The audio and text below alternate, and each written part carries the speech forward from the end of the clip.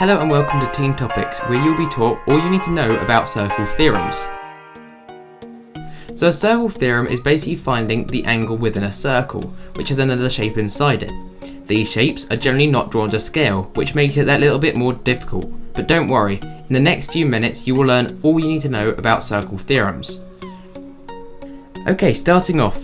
A chord is a line that lies anywhere below the diameter that goes from one side to the other of the circle. In this image, the perpendicular bisector of the chord passes through the centre of the circle. Number 2. Here we have a semicircle. Say we put another one on top and put a random triangle inside this half and name these angles A, B and C, then this angle B will become 90 degrees. But this is no fluke. Even if we have this triangle instead, or maybe even this one, they will always be 90 degrees. In fact, put any triangle here and it will still add up to, 90 degrees.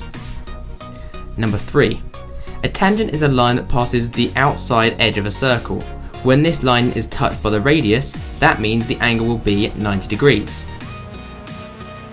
Number 4. A subtended angle is almost like our eyesight. When we look at an object, our vision is focused on that. Taking this tree and this man for instance, the subtended angle is 22 degrees.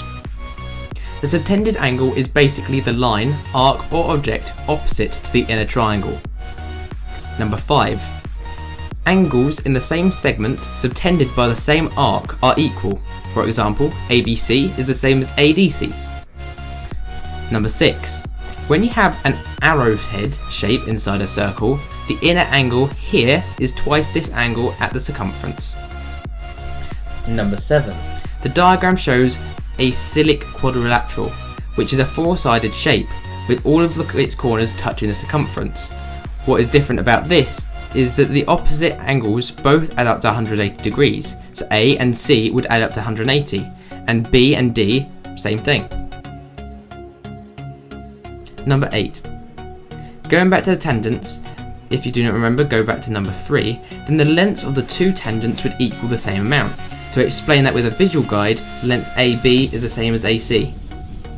Number 9.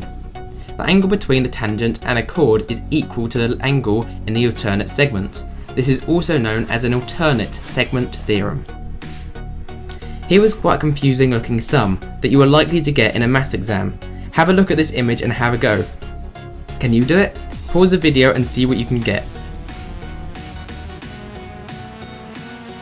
Okay, so the sum we would do is A equals 180 minus 70. Divide this all by 2 and this will equal 55 degrees. As some people already know, the base of isosceles triangles will always equal.